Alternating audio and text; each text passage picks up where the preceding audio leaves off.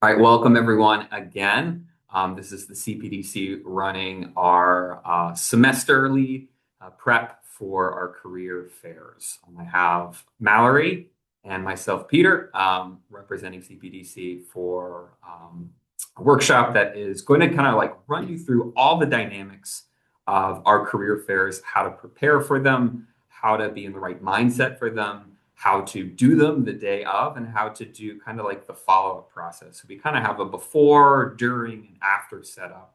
And it's good to really kind of, take a look at this before you step into that space and have some expectations for what it's going to be like.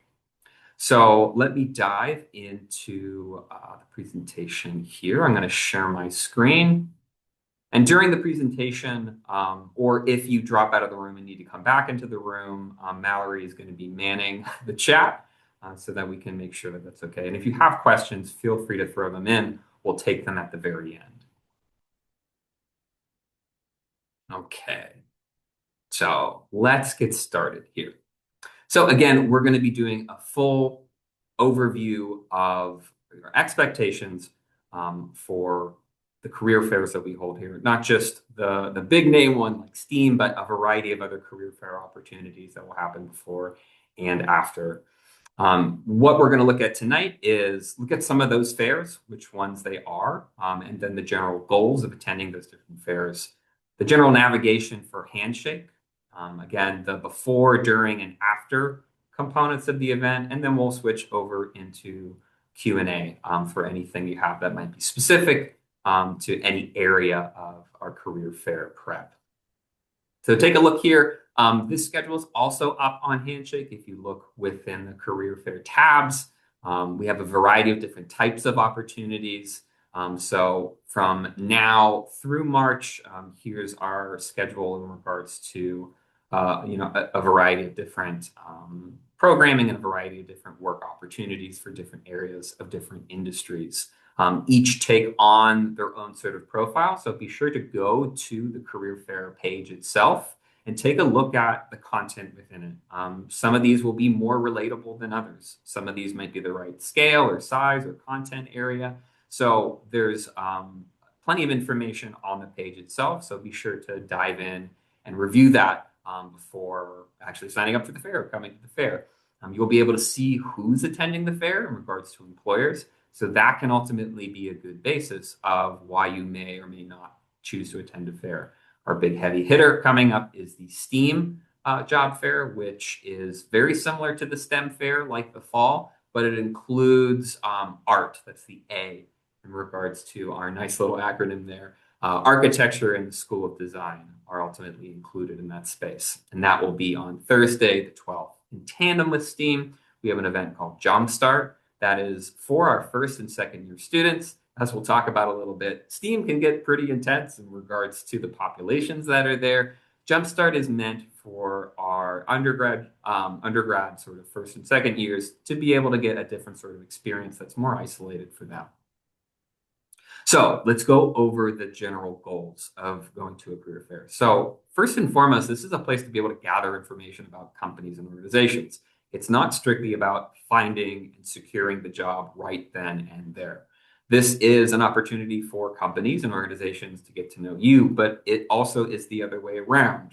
They're not always just interviewing you, you're also interviewing them. So this is a key component to learning about what they do, talking with a person who works at the company.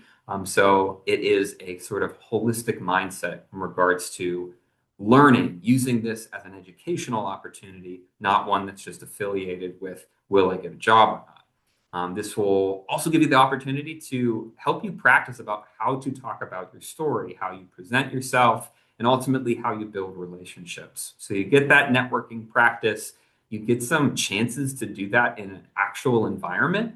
You get to kind of play test these different sort of conversations, how you speak about yourself, your work, your program, your interests, so that it's not something you're doing for the first time, maybe in a full-on interview setting. These sort of opportunities, like career fairs, give you a chance to do the practice of a type of thing you'll do for the duration of your career. You will have other opportunities to find work 5 years from now, 10 years from now, 15 years from now. This is a unique opportunity to build the seeds for that type of communication of the storytelling you'll do throughout your life. You'll also be able to figure out the components of what employers value in this space. They'll be able to give you additional more information about skill sets, types of classes, types of majors or minors they're interested in, types of projects. So that sort of knowledge base for what the employer will care about will also be present in those conversations. And more directly, the big heavy hitter that people concentrate on, seeking and discussing the opportunities for internships or for full-time job opportunities. These are great places to go direct. We all know that we are in a particular time and place where online job applications is a slog. It is a lot of time. It could be really difficult, and sometimes it can feel like you're just sending a resume out into the void and it's sitting on a stack of other resumes. This is the opportunity to put, a face to a name, name to a face. You get to actually have that human connection and not just be an application number.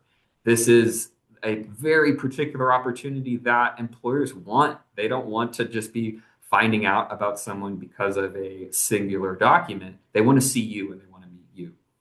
And ultimately, we have two types of opportunities in regards to our career fairs: in-person events and then virtual events. Both have their benefits. Both can be different types of opportunities depending upon the type of work you're looking for and the type of experience you want to have. So it's good to kind of run through the pros and cons for those different situations, which is something that we'll walk through tonight in regards to talking about both of those types.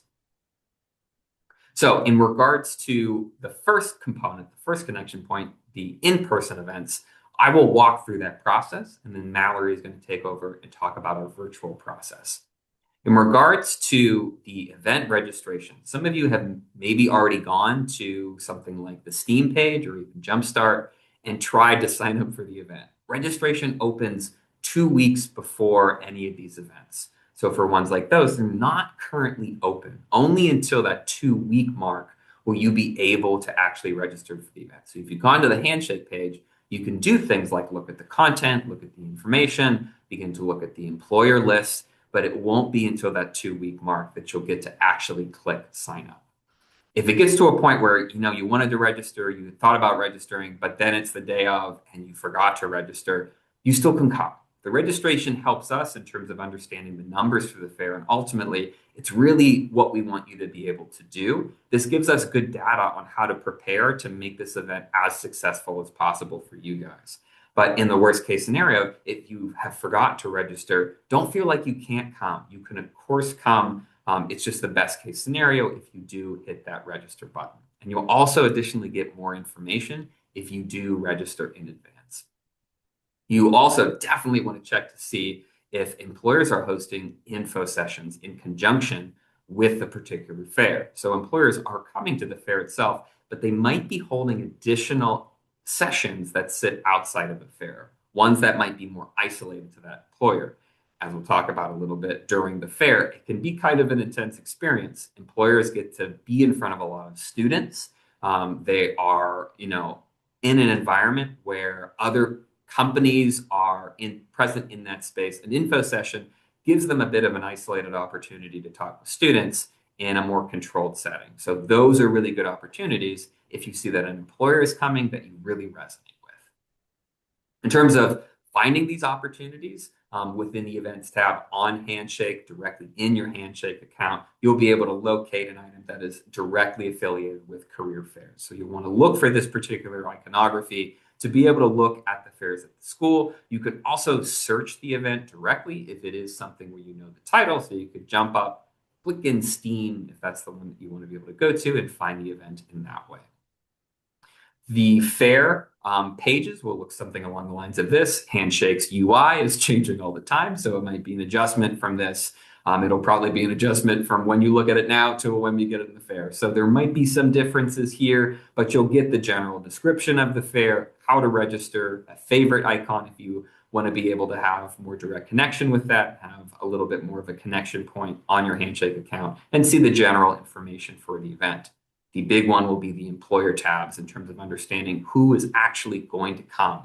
which is a big topic of conversation for how we're going to prepare for the event itself. You will be able to click into a particular company, look for those intersections, learn a little bit more about what they're doing, learn about them, and be able to find internships that they've already posted. So it's really important to be able to look at that company and see how they're actually going to engage while they're on campus, because they might be doing a lot of programming that even sits outside of the career fair itself.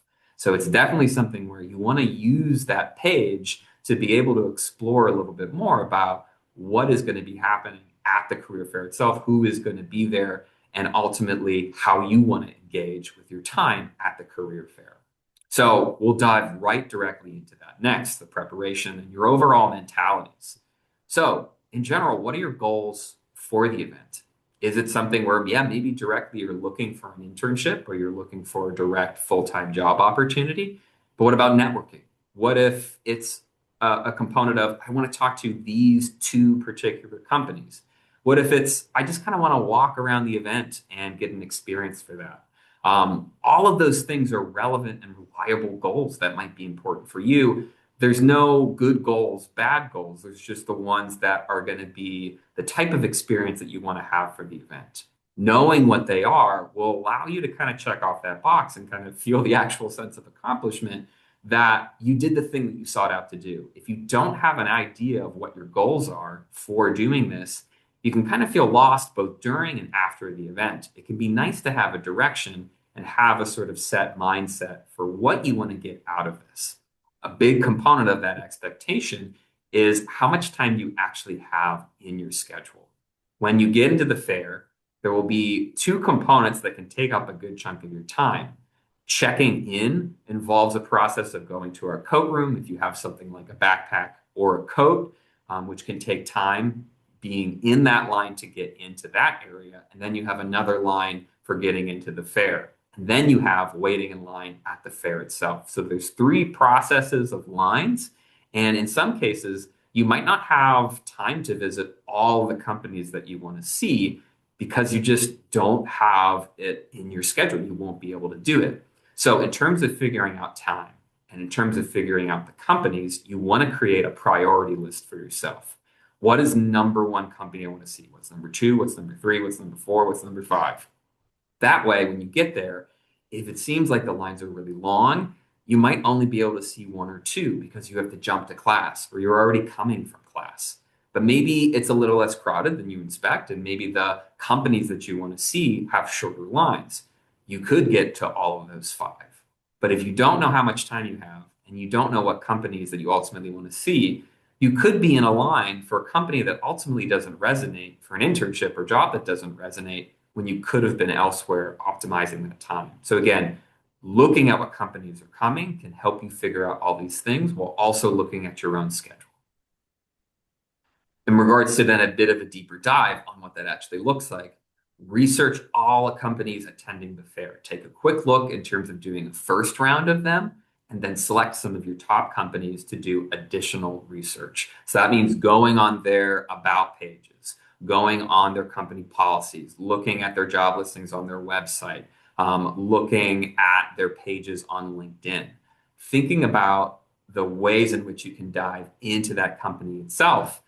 You really want to be able to even go to like websites like Glassdoor to be able to figure out, is this a good fit? Is this something that would ultimately be right for me? In looking at those companies, you want to stay open, right? You want to look at a range of different organizations and industries. You want to see what they're hiring for. And maybe you want to take some risks. Maybe you want to expand out. Maybe you've been looking at just one particular sector or one particular type of job opportunity. A career fair can be a really good place to explore other types of things because you get to go and speak with a representative. So instead of trying to figure out, well, what's this job all about? What's this company all about? By looking at a profile online, you get to speak with a person there. So it gives you an opportunity to kind of find a starting point by doing your research and getting to follow up on that when you actually get to see the person and see their presentation in terms of how they represent themselves at this event.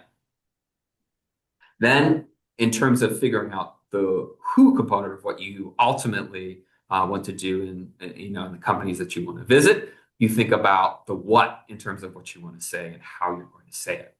So you want to be able to really start to highlight the particularly relevant skills, be that software, be that methodology, be that concept, be that types of courses that you take, and then apply those things out to narratives, out to stories, out to projects that you can talk in a conversational manner about. These are the ways in which you'll have those sort of true networking opportunities. You're going to be looking at job listings, looking at the company, looking at what's relevant to them, finding those skill sets in your past background and talking to them on like a sort of real plane. Not like, here's the list of things I can do, but rather, here's a moment when, here's a time when in this project so that you have the opportunity to really showcase those skill sets in a contextualized manner. So storytelling is a really important part of here.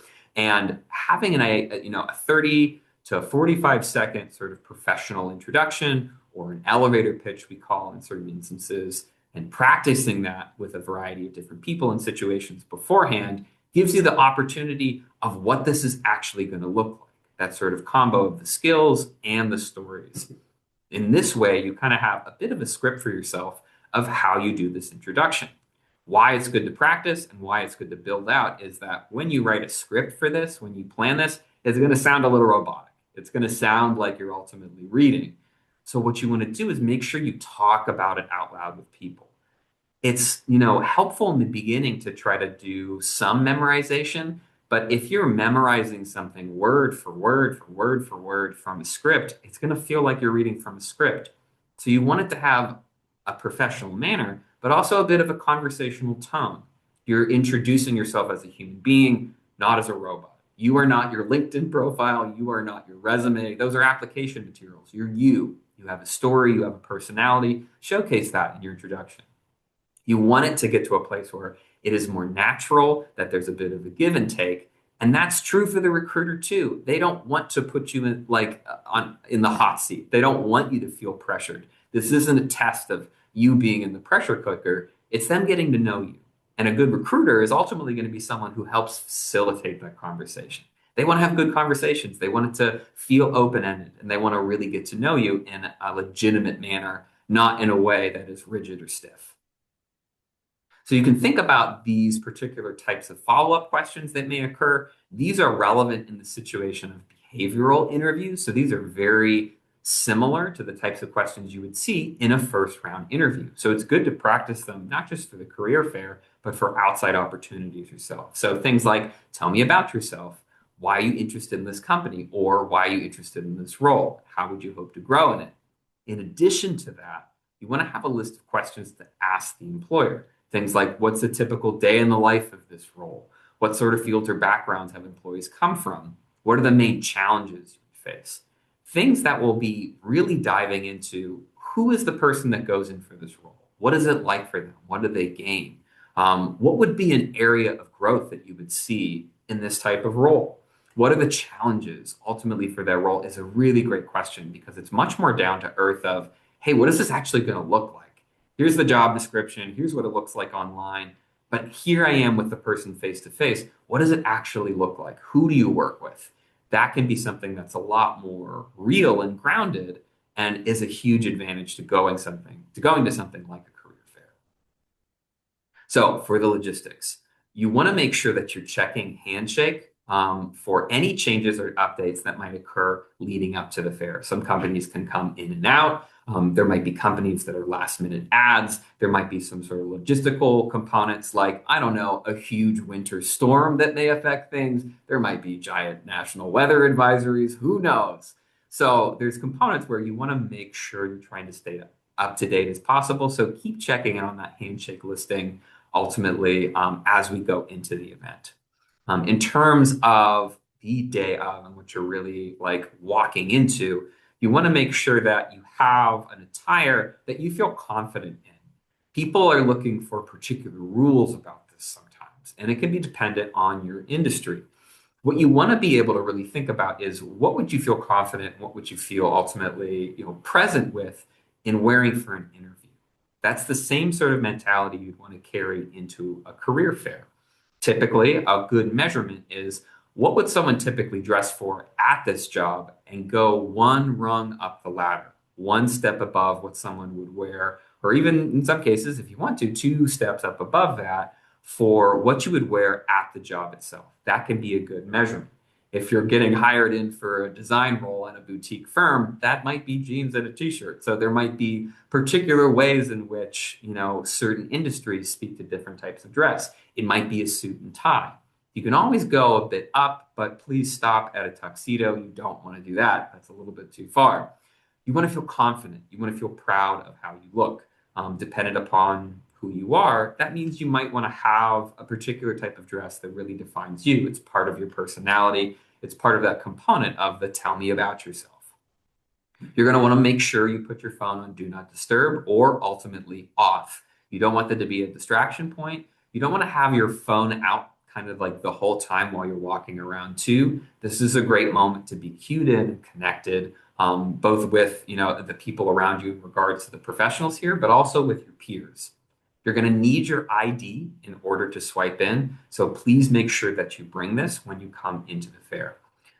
In terms of having some sort of hard case materials, around 15 copies of your resume is good to bring. Paper copies can ultimately be, a best case scenario. In certain instances, people may opt to bring in a very slim laptop or a tablet to show a digital copy, but you won't be able to hand that off to them, right? So having a physical thing can ultimately be the best case scenario. Some people might want to display some of their work in regards to using a small scale tablet. A big old computer and a big backpack will not work. You want to be able to have lightweight things to ultimately bring in. So you want to make sure you're not depending upon something of that nature to present yourself. In regards to those of you who may have portfolios, I don't have it particularly noted here, but since we have a lot of architecture firms coming into this space, potentially design firms coming into this space, some people choose to print out their portfolio. Some people choose to have it on a tablet.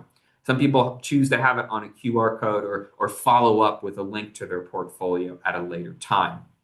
All of these things are ultimately up to you. An employer won't expect a hard copy printed out. That could be kind of expensive. That can also be a little cumbersome. But if you feel most comfortable with that showcasing your work, feel free to do it. If you want to do it on a tablet, just make sure it's charged and make sure it's not an online file. If anything happened to the Wi-Fi connection, then you might lose contact with that file. Make sure it's saved directly onto your device.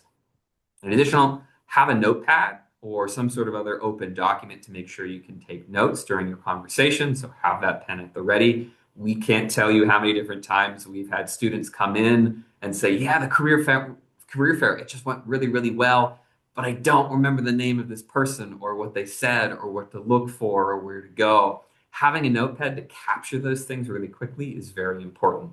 Even if it is just capturing ultimately a business card from them. So in that same way, you want to get their contact information. If it is a business card, that's great. If they have you write down something, that's where the notes come in hand. Something to outline as well here too, which is really important. In this space, we have a recharge room where you can step back from the chaos that the career fair can become. So it is a pretty intense space. It is a place where there's a lot of moving parts. There's a lot of people. It can be something that is intimidating in that way. It can be stressful in that way. And in regards to career preparedness and talking with employers and doing networking, it can cause stress. It can be an anxiety pain point for a lot of people. So know that there is a location designated to just take a break. It is a quiet, reduced sensory space. So if you need some time to collect yourself, take a break, just get some water, recharge in general, we have this present at our career fair. So it will be both at Jumpstart and at STEAM. If you need to kind of step out of that environment, it is a really good way ultimately to just be able to give yourself a good reset before stepping back in to the career fair itself. A note again on the nature of these career fairs is that employers will be at booths. There'll be long lines. They talk with folks one at a time. Sometimes those lines can kind of wrap around the corner from booths. You'll be around a lot of people who will be a little stressed out. some of which are your peers and some of which might not be your peers, but people are all there for some of the same reasons and all can kind of carry the same stress. So it's good to note that going in, that it's totally fine to take a break and it's very much encouraged. I'd rather you be fully refreshed and maybe only get to see two out of the four employers, but those two conversations were really collected and well done and resonated with you. Much better that than feel really panicked in those other opportunities. So know that it is totally fine to take a bit of a break here, and that is kind of expected. So I'm going to hand it over to Mallory to now talk about our virtual fairs. Awesome. Thank you, Peter. It's so nice to be here, everybody. Like Peter said, my name is Mallory, and like the in-person fair, the virtual fair is pretty similar, but there are some logistical differences. A few things to highlight here with our virtual fairs is that registration opens 2 weeks before the event, and I always say that registration timing matters because these sessions can fill up pretty quickly, especially for popular employers. So you always want to be aware of the registration deadlines and dates coming up. And eventually, or additionally, each day we kind of treat it as its own event and handshake. So if you're registering for one, it does not necessarily carry over to another day. So making sure that you're registering each day as if it was multiple days here. Additionally, this um, we want you to sign up for the employer sessions or register for the fair and then sign up for the employer sessions. I think this is the biggest thing that students miss. So fair registration alone does not give you access to the employers. So again, we want you to sign up for the fair and then you can sign up for those employer sessions. Additionally, employers will often add sessions closer to the fair date, similar to the in-person fair. So checking once is not enough sometimes, just keeping tabs on what's going on Handshake. And then again, there's different types of sessions that are offered within virtual career fairs. So we've got the one-on-one sessions that we'll talk a little bit more about, and then the group sessions as well. And both of them serve as different means of getting information and getting in front of employers. So some logistics, again, very similar to an in-person career fair. Um, Handshake, again, last minute changes coming up. It's a great place to look for session links, any cancellations, again, like the snowstorm, or tech issues in this case, any employer updates. So checking the day before and the day of really does matter here. Additionally, we want you to still dress to impress, dress for confidence. The saying, dress well, test well, I think is also pretty applicable to a virtual fair. And what you wear affects how you show up, it affects your confidence, it affects how you're perceived. So dress like you would for an interview and not like you're going to be on class for a Zoom. So I know many of you are probably in comfy clothes right now. We don't want that for the virtual fair. Obviously, whatever pants you're wearing, if they're sweatpants, they can't see that. But again, dressing for with confidence really makes a difference. Additionally, we want you to make sure that your background, we don't want that to be the most memorable thing about you. Test it ahead of time, and so there's nothing that distracts you. Say you're in the library and there's people behind you, that's not a great place to be. We also want you to aim for eye level framing with your shoulders visible. It helps you look engaged and professional instead of awkwardly positioned. And I know I'm one to talk because I'm talking with my hands a lot, but excessive movement or shaky camera can kind of be distracting. So make sure you're setting yourself, um, keeping things pretty steady and controlled, or just practice. Or, but if you do talk with your hands, that's okay too, because again, I'm really guilty of it. And then the last thing is choose a space where you can really focus, silence your notifications on your phone, close any extra tabs, anything that will distract you, background noises, that might pull your attention away. Just choose something in an area that you feel completely comfortable. It can be in your bedroom, by a blank wall, anything that gives you, peace of mind and being comfortable. So, like I said before, we have two different options for virtual career fair sessions. And each session type kind of serves as a different purpose. So, to kind of put it lightly, I would say group sessions are to help you to learn about the company, and then using those one-on-one sessions is a really good way to connect with the company. So these one-on-one sessions, we'll start with that. These are short but focused conversations. So you can kind of think of them as a mini networking kind of conversation or a screening conversation. And we really want you to prioritize these first because, again, these will fill up pretty quickly. And through these types of sessions, these are really short and focused conversations with recruiters, best for students that have a really clear interest in an organization. And this is where the preparation kind of part of it all really matters. And you'll see here we've got that you shouldn't schedule more than one one-on-one session with a single employer. That's really important. And then each no making note of the registration deadlines, they close 1 minute before the event start. And then going into the group sessions a little bit, this is, like I said, a little more informational, a little less personalized, but it's still a really good opportunity to make a really good impression. And I think these group sessions, can often happen in a in-person career fair. It's a really great a way to kind of explore if you're thinking about a specific company or a specific career. It's good for learning about roles, different cultures, hiring timelines. It's a little lower pressure and it's really great for our first year or second year students, or even a senior who might not know what they want to do. But it's really helpful for that exploratory type of um, exploration.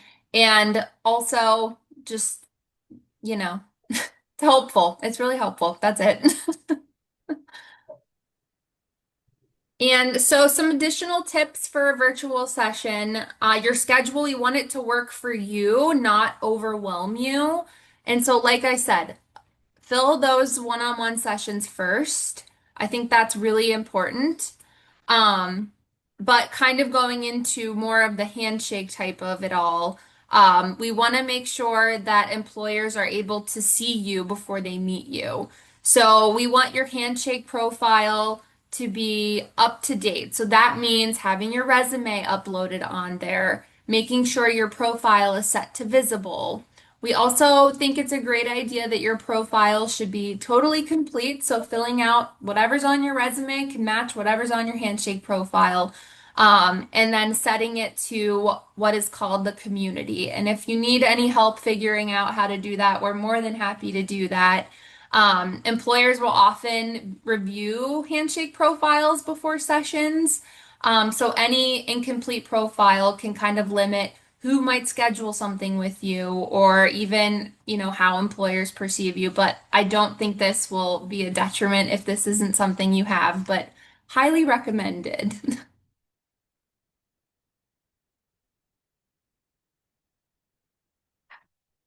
Okay.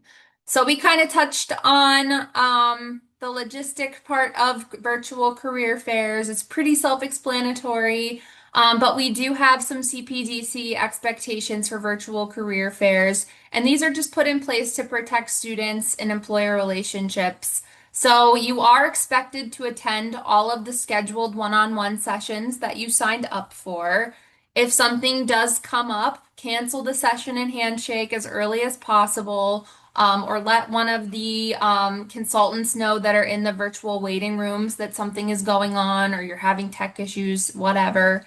If you're a no-show, this is really harmful for our relationship with employers, and it could impact the future of our recruiting partnerships with these employers.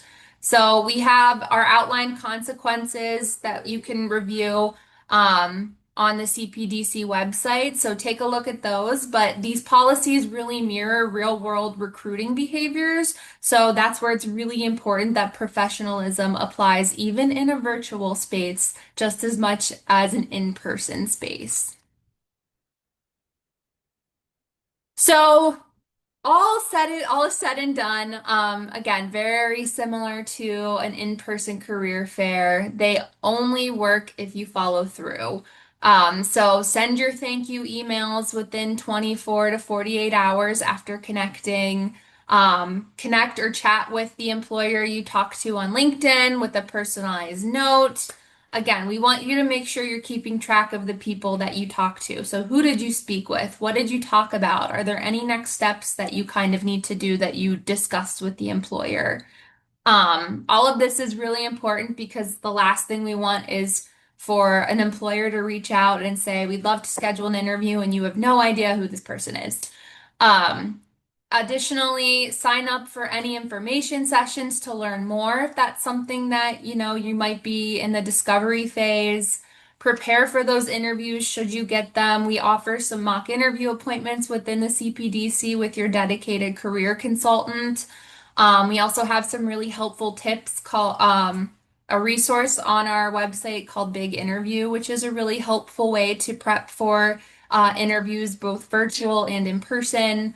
And then, of course, we want you to meet with us, even if it's not a mock interview. If you need something reviewed, if you have questions about anything career related, anything about the fair or how it went or what you could be doing, we are a resource for you. And so we want to help in any way that we can. So just make sure you're keeping engaged within the process and making sure that all of this is kind of staying fresh in your mind as you're going through it.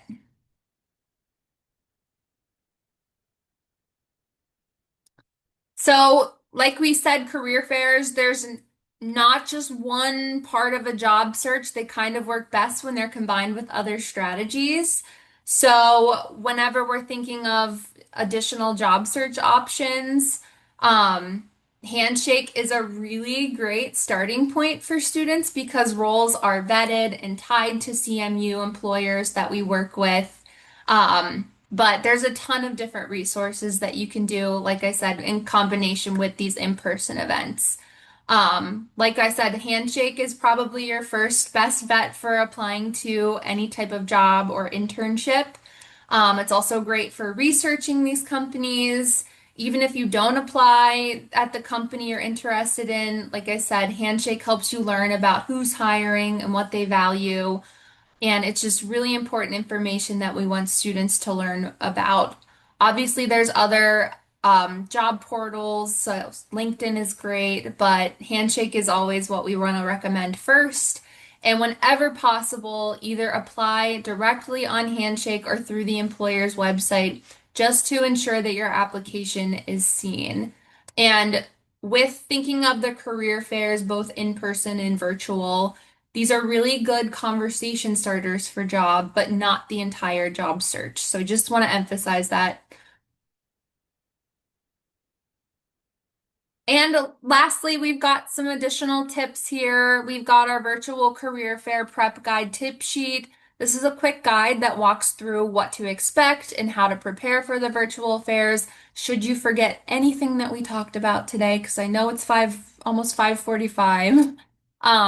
So this is a really great resource. We also have how to sign up for and managing virtual sessions. It breaks down the exact steps in Handshake so can't miss anything. And then again, participating in a virtual fair, it covers what to do during the sessions, including communication and follow-up tips. And if you're unsure at any point, the CPDC is here to help. So these resources are meant to support you and not overwhelm you. And we are the perfect people to ask, should you feel overwhelmed? Thank you, Mallory. We're going to be sending out this presentation. At the very bottom of the presentation is a video for you to check out too, if you want to get a kind of look at what the actual environment looks like. So feel free to click that on the end to get a better picture of what that is. Again, that'll be in the follow-up message we're going to send out to anyone who officially signed up for tonight's session. So thank you so much. I'm really glad you had the opportunity to visit us tonight. Again, as Mallory said, please, if you want to talk more about these components, you want to practice getting ready for this, you want a little bit more guidance on how to do any of the things that we talked about tonight specific to your injury, to your industry. You can come like again, I speak with architecture students. So if you want to prepare as an architecture student, if you want to prepare as a business student, you can see Mallory as well. So you have a targeted person dedicated to being able to help you prepare for things like this and then for everything else career related. So I'm going to turn off the recording now, and then we're going to dive into questions.